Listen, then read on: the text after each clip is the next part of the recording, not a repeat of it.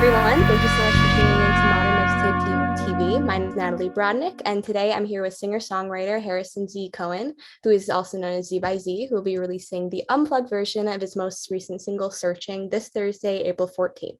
So how are you doing today? Doing pretty great. How are you? Thanks I'm for having doing great. Yeah, of course. I'm so happy to have you. So how are you feeling about this release? Like, walk me through what's going through your head. me. No, I'm really excited to be putting this out. I mean, the initial song dropped on February 20th of 2020, and since its initial release, it's really reached a lot of different audiences all around the world, been able to meet really cool people through it, and it's just been doing really well. I think it'll hit over 1 million streams probably within the next month, month and a half. Um, Amazing. Yeah. so that's exciting, and I figured with the song just trending upward that it would probably be just a fun, good idea to do a unplugged version. So Yeah. during the pandemic, when was this? Maybe like a year ago, I broached the idea with one of my neighbors who's an incredible piano player who also has one of the coolest pianos. It's crazy grand piano in his living room. Oh my. So yeah, we just talked about doing an unplugged version. A few months later, we finally got to it, and yeah, now it's coming out in 2 days. Yeah, 2 days, and we got like a full fledged music video coming out with it. Yeah. Uh, Is that filmed at that grand piano? no, no, Oh, okay. no, that was filmed like at some place in Times Square area in Oh, Manhattan. cool. Okay. Yeah, You didn't move it, you didn't transfer it with you. Okay. no, no. I mean, I'm a pretty small human being, so That I'm was I'm really not sure. okay. Yeah. And then I was wondering, since this was a song that was made like kind of not pre-pandemic exactly, well maybe, but like not like full-fledged into it, do you feel like the song kind of got new legs in a way and that you wanted to release this unplugged version because you kind of wanted to reinvent the song, or was that maybe always a vision you had for it to be that unplugged? I think partially. I mean, I wrote the song a lot, like a few years ago, late 2018, after Oh, ending wow, yeah. like a relationship. I pretty much locked myself in my bedroom and said I'm not leaving until I have a song. And I wrote the song within like 10 hours. It was just an emotional, emotional day, emotional release. Yeah. But yeah, I mean, it was released right before the pandemic began in February of 2020. I mean, it began in other places around the world, but hit us in America, Yeah. like a month later. But um, I do think that the pandemic gave it new legs, just considering, everyone on and off has been in isolation.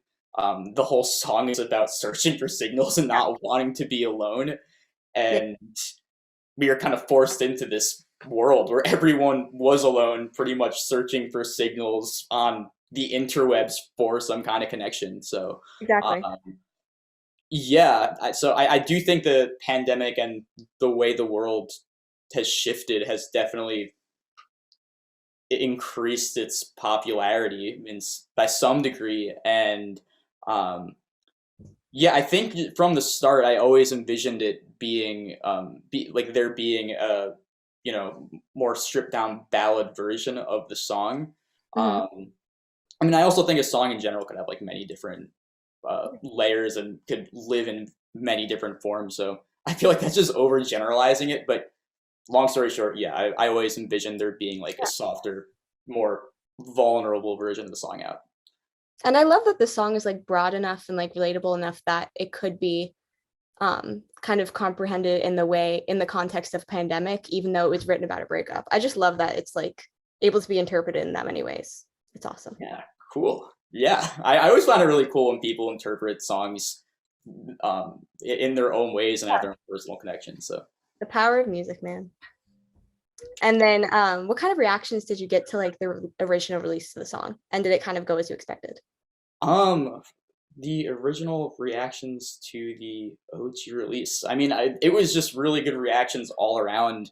Yeah. Um, yeah, I'm just like trying to think exactly of what they were. I mean, just Yeah. constantly getting different comments on YouTube and just different DMs.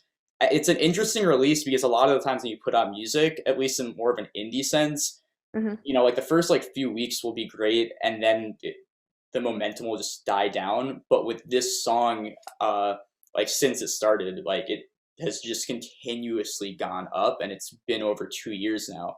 Yeah.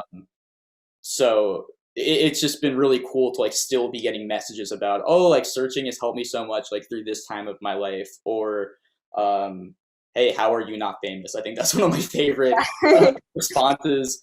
Like there's multiple comments like that I get. Like I don't know, I mean, more people just need to listen and connect. So but the response has been great. I just like baffles my mind that so many people around the world have connected with this Yeah. song, something that I wrote like just being really sad in my bedroom. So And it seems like the audience connection is definitely very important to you. Would you say that you curate like the sound and music that you make to a certain audience? yeah, I mean, especially recently, I would say so. You know, now that I'm thinking about it, I don't know. I pretty much just curate whatever the music is like to what I want it to sound in my head. I don't think I'm trying to say like I'm going to target 18 to 24-year-old people who like Wes Anderson movies and like Milk Bar cookies. I mean, They that's not really what's going on. are, that's a bonus. Exactly. Yeah, I mean, shout out Milk Bar. Like I'm have like addiction to those cookies right now. But And then could you explain a little bit about just the creative process to writing Searching from start to finish? I know you said it was kind of a thing where you locked in your bedroom, but just like how did that idea hit your head and what was that like mixing and production process like? yeah, so I wrote this song in I guess like around Halloween 2018. How a lot of my songs start in general is I just usually write everything like alone by myself in my room with my guitar. Um, I write like the lyrics, chords, and melody. So that song I pretty much flushed out like within that time frame in my bedroom over the course of that weekend. Um, and at the time, I was playing with a few different people. Like Z by Z used to be a band, so like brought that song to the people that was playing with, and we flushed it out more in like an arrangement, which what it's pretty much what the original version sounds like, with like coming up with different guitar parts, drum parts, piano parts, melodies. So I guess like we workshopped the song, started playing it live, got different responses through that. Went to the studio and pretty much just added a few other bells and whistles to the song, and bingo bango. I guess we had the recorded version. With the stripped down version, I just met with my neighbor who I was talking about earlier, Steve. Met a few times just to figure out like what the arrangement will be, how it will translate in this more just piano ballad form, and yeah, just set up some mics, recorded it, sent it to my guy Nick Krill, who is a god. Got mastered, and now we're here today talking about it 2 days before it comes out. I feel like that was probably a really boring, watered down version. Oh, no, Um, yeah. I could actually talk about the like influences of the song as opposed to just like the formalities of putting it together. Yeah. I don't know if that's Oh, something please. What are your like influences that kind of might have influenced how the song like came out, and what were you listening to at the time that you were creating the song that might have kind of made Yeah. So I guess before I had that like day of just writing the song, really flushing out the idea, I had the first verse written just like a few nights before. I read this book. I think it was called The Fall Guy. Forgot the author. It's not my favorite book. It was just a book I read. It's about this love triangle, where like there's two cousins, and one of the cousins is married, and the other cousin who is single is obsessed with this guy's wife, and they go on this like summer long vacation. So I guess they're summering, and it's all about what goes down with like these intense feelings and emotions, and all these like layers kind of unravel throughout the summer. And the guy, one of the cousins, is like the personal chef of his cousin. I'm not explaining that very well, but like pretty much like the first verse kind of was inspired by that book, and I was listening to a lot of like early Coldplay, like Parachutes. Oh, I can definitely hear that. I was about to say I could hear Uh, that slight influence there. yeah, so like listening to some early Coldplay, listening to some Radiohead, and was just playing these really weird voicings on my guitar, Mhm. and just wrote those lyrics. Pretty much pulled it directly from what was happening in this book. And then when I sat down to really flush out the idea, the whole just my emotions and like from my own life experience, that kind of got pummeled into the song, just Yeah. about the relationship that I had, um, and just processing being alone. Like one of the things I was thinking about was just relationships in general. How a lot of people are in relationships with people that they don't typically want to be with, but they're just nervous about leaving those relationships. So they're in this weird purgatory where it's like they're convincing themselves that they're happy, but really there is something out there that is probably much greater and worthwhile. So that was like one of the things that was going like through my head with this, and like the concept of you don't have to be alone to be alone, if that makes sense, where you could be lonely like around a lot of other people. um so I tried to like put those into the overall theme of this song with just like the musicality and the lyrics. And when it came to like writing a second verse, a lot of the time when I'm writing stuff, uh I'm always just like looking at different medium, listening to stuff, and I'd Yeah. said I want to write something kind of like Norwegian Wood by the Beatles, and by no means is Yeah. certainly anything like that, but just the lyrics in that song are really cool. They're like super simple. It's just like part of it is like describing an interaction between a couple like in some kind of house. So I wanted to do that for searching. So when I was writing the lyrics to that, I was listening to Norwegian Wood on repeat. No, I Uh, can definitely hear that like storytelling aspect of it. And I almost heard like this theatrical flair to a lot of your music. And yeah, it's that aspect of like the storytelling you were saying, influenced by like the Beatles and all that stuff, which I love. yeah. Shout out Beatles. Good Yeah, guys. very Um, good. yeah, actually, their picture right Are they there. here? Oh my God, they're wait. They're here. Yeah. Oh my God, I think I have one too. Wait. Yep, Abbey Road. Hey, I have a like my box set of the White Album, which is like back there. The box is here, but like the actual records are not in it. But That's right. um, yeah, so that's kind of like how the second verse was transpired with like those different influences. And yeah, I feel like like talked a lot about Wes Anderson in the song, where I love Wes Anderson. He is my favorite film director by far. I've seen all of his movies. I've read books on his stuff, and if there's any way that I could incorporate just any homage to Wes Anderson in my music, while you know Totally. actually using it to like tell a story in my own way, I mean, I'm gonna take that like every day. So yeah, that's kind of just like some influences of the song in terms of like the meaning behind it and the actual writing process outside of the like formal logistics. Uh, Yeah, so that's amazing. And then I also kind of wanted to get into like your experience and background as an artist and stuff. So how long have you been writing music for? yeah, I've been writing music since middle school. It Mhm. started.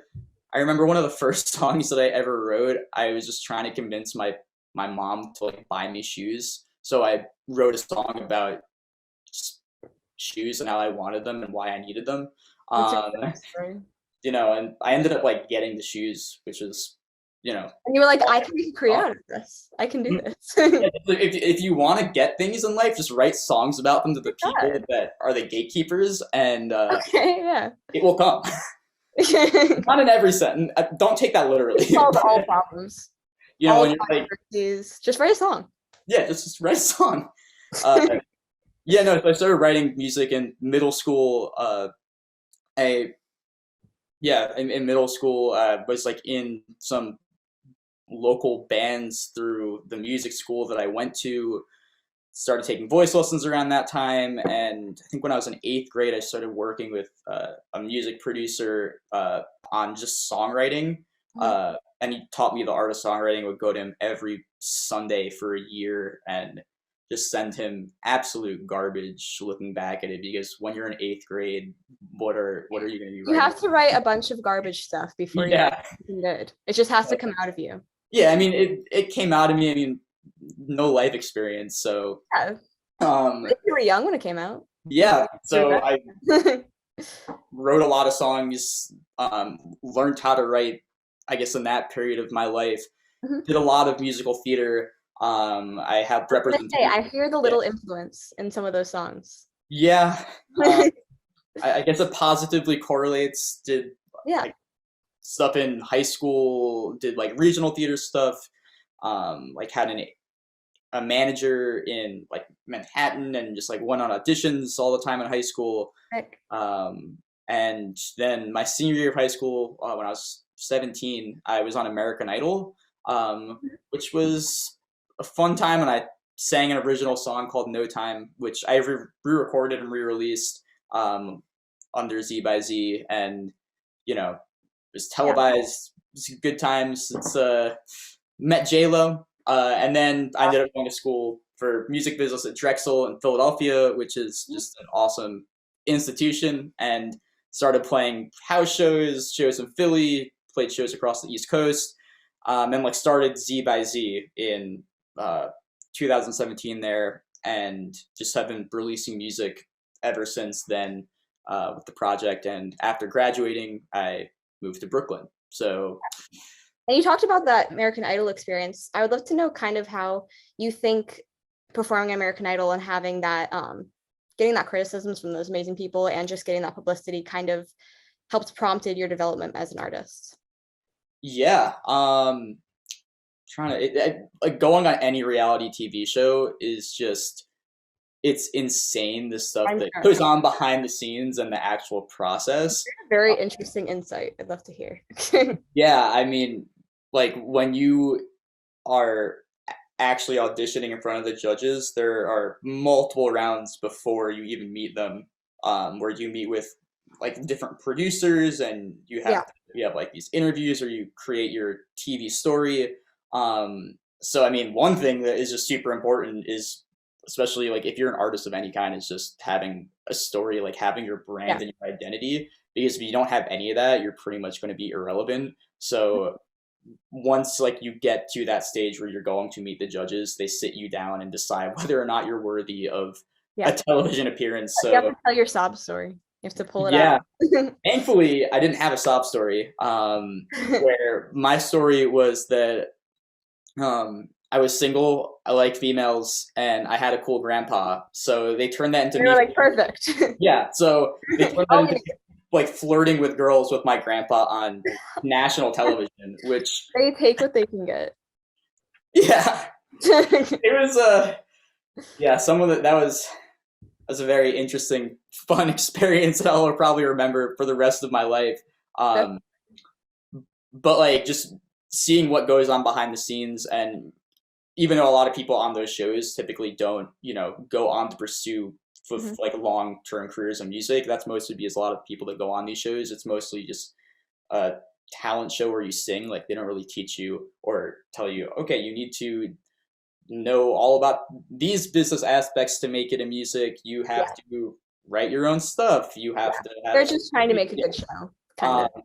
but like it just taught a lot about like branding and concocting your own story and applying that to your own, like niche audience. So I mean, that was just something I took away like early on from that experience. Yeah. And also like national exposure is just, Yeah. that's kind of just a given, where Yeah. once you kind of see what it's like, it's just, you could apply that experience to anything. So Yeah. And then I think that experience was definitely very important to you. And then I think also you got the other side of it with going to college for music industry, which isn't always the path everyone goes on, which yeah. it's either way can work for people. But how do you think that your college education has kind of prepared you for a career in the music industry? Oh my, yeah, it is like going to school for music business at Drexel was like amazing, because you pretty much immerse yourself with other like-minded individuals who are trying to do the same thing. So one, you're just networking all the time, and two, just learning all about, the different sides of like a copyright, learning about publishing, entertainment law, what goes on at different record labels. Learning Like the how to actual, protect yourself as an artist. wait, what? I did not Like, hear that. I'm sorry. like learning how to protect yourself as an artist. Yeah, learning how to protect yourself, knowing how things work. Also, like interned and worked at a bunch of different music industry companies, worked at labels, distribution companies, publishing companies. So just understanding how that all works is just Yeah.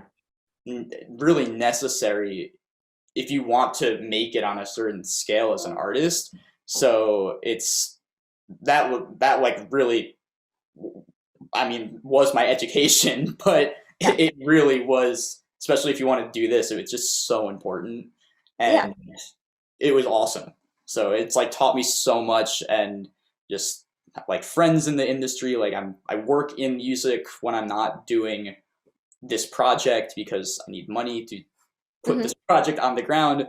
So like working in music and just studying music and always being a student of music has always like just been super important, and going to school for it. I mean, it's just a Yeah. given. So I think it just gives that like well-rounded view of the industry that's beneficial, like no matter what side you're on, like even if yeah, you're on the business side or the artist side, I think it's good to understand everyone's roles just to know how to work with people and build your network that way.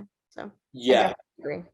it's like, and like we have like our own label at school that was student run, so like learned a Yeah. lot like through Magic. that.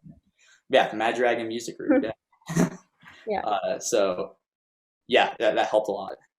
And then what do you think kind of is the most important thing? You talked about this with like knowing the industry a bunch and stuff like that, but what do you think is the most important thing the artists can do to get their music heard and kind of put themselves out there in the music industry? Yeah, I'm still trying to figure that out, but from from what I've gathered, uh, I think a lot of it has to do with just, well, one, you have to have good music. So that's probably first and foremost. But in terms of more so marketing, it's just, I think, understanding and identifying exactly like your niche audience and your Totally. target audience and the music that you're creating and who it connects with. And today there are just so many different um, resources that independent artists have access to with analytics. So identifying that, communicating with your audience, and from there, just like making, I mean, being original, but using that to also like build your brand in conjunction with the stuff that you already want to portray. And because if you like have like a niche loyal audience, I mean, that's super valuable. People that are there that are going to like support you and eventually support you financially with whether it's concert tickets or merch. Just like finding those people and really growing from there is super important, rather than I think trying to cast a wide net and appealing to everyone. Um, because like the more people that are like really into you and that really like your music, like something's going to grow from that, where it's like friends are going to talk to friends. Yeah. So I think like really finding your niche audience, like, and growing with that from there. Yeah. And then I know you've also been very like active on social media and stuff. I mean, you've definitely implemented that into your career and your promotional tactics. But what role do you think that social media platforms like TikTok and Instagram kind of play in the music industry today? I mean, they're huge. Yeah. I wish I need to be posting more. And I will start to be posting more, especially with this song and a lot of other stuff coming out in the future. But I mean, so many artists are getting discovered on TikTok, Yeah. signed Everything. to majors, and I mean, it's not even just TikTok anymore. Where I mean, you have like I think, is it YouTube Shorts, Instagram Reels, Triller, where there's just so many places to reach audiences. I think one of the coolest platforms like to come out that artists are starting to gravitate towards is Discord, because you could Yeah. actually talk to the people that listen to your music, and it's not weird where you're like talking to them in comments or It's made such a huge like impact on fan engagement, I think. And it's really a good platform for that. yeah, I mean, I think there's just so much potential there, and I know so many artists that have full on taken advantage of that platform and just not only communicate with their audience, on like all these different threads, but also have like really cool like Twitch live streams that they do. Yeah. I know one of my favorite like newer artists, this duo called Magdalena Bay. I think they have when they're not touring because they blew up this year, where they're on like Pitchfork like year end lists. Like they would have like this, I think like Magdalena Bay Monday, where they just like Twitch live stream for like a few hours and just talk to their fans and like, play Guitar Hero with like That's sick. Yeah. people. But I think that like that kind of stuff is all important, but I think there's like a lot of potential with the stuff with like actual real engagement. But I think the future is like short form video in general with like, going viral and stuff like that. So that's Totally. super important. Yeah. That's my take. Yeah. And kind of as we wrap things up, I want to talk about the future a little bit and your upcoming goals and stuff. So what are your short-term goals for the future, and where do you see yourself going in like the next 3 years? What kind of releases or possibly concerts do you have coming up that fans can be excited for? Yeah, I mean, short term goals, like definitely just continue to grow and build this audience and grow the fan base organically. I mean, for this year, I have a lot of different releases coming out, a bunch of singles, like putting out an album in the next. I'm not sure how that's going to be released yet, but pretty much have a year and a half's worth of music that I'm sitting on that I'm slowly going to start releasing. Um, so maybe by the end of the year, it would be great to at least get some kind of label engagement, because I'm a firm believer in like the importance of labels and the opportunities that they could give artists. So that would be like a short term goal, just interacting with them and trying to come up with some kind of agreement. Yeah, I guess long term would be able to do music full time and not have to, you know, uh, work as well. But I mean, so many artists today that are touring and well, Yeah. besides maybe 1%, like everyone is like working while doing music, Yeah. whether it's like a full-time job, a restaurant job. But it would just be really cool long term to be able to do this like full time and pull like a Taylor Swift. But I I mean, don't know. the music industry is like an industry of side hustles. So I feel like Yeah, everyone's doing like four different things at once, which is kind of exciting in a way because you get to wear a yeah. lot of different hats and do a lot of things. But I think like my one of my favorite bands, this band called Spoon. I think Mhm. they had 5 albums in. They were all the drummer was working full time at like a tech company. And So cool. like Yeah. named artists, just killing it, and they're still working. So it would just be really cool to reach that like 1% level. So that's Yeah. like a long term goal. But yeah, I mean, like I said, a lot of new music is coming out. Like a lot of like very different from the older stuff that I have released. Like very, excuse me, very cohesive, um, poppy, like fun stuff. So yeah, I've been working on the stuff like for the past 2 years. So I'm just itching to like actually start putting it out and been Yeah. concocting plans, like working with a bunch of different people, videos, producers, etc., etc. So yeah, I mean, in terms of shows, my next show is at this place called the Broadway in Brooklyn on April 29th. Um, Opening for this guy Tor Miller, who's pretty cool. Um, so yeah, I'm excited for that. And yeah, more shows on the way. They just have not been announced, and we'll be playing a bunch of places, in Yeah. the East Coast, hopefully within the next few months. So let's just hope COVID doesn't mess everything up. I But know. We're all crossing our fingers. yeah, that's I guess those are some of the goals, some of the things I'll be doing. A lot of new stuff is in the woodworks, and I'm like itching to actually start sharing it. So Yeah. Well, I for one am so excited. You have a new number one biggest fan here. And then can you plug your social so people can yeah. Sweet. So you could follow me at Z by Z Music. Pretty much that's my tag everywhere. You could join my Discord, which is in my link tree in my Instagram. I'm on Instagram, Facebook, Triller, TikTok, Discord, uh, Twitter, YouTube. I mean, everywhere at Z by Z Music, and all streaming is just Z by Z. Z space by space Z. Um, so yeah, you could find all my music there and find about my whereabouts. So yeah. Yeah.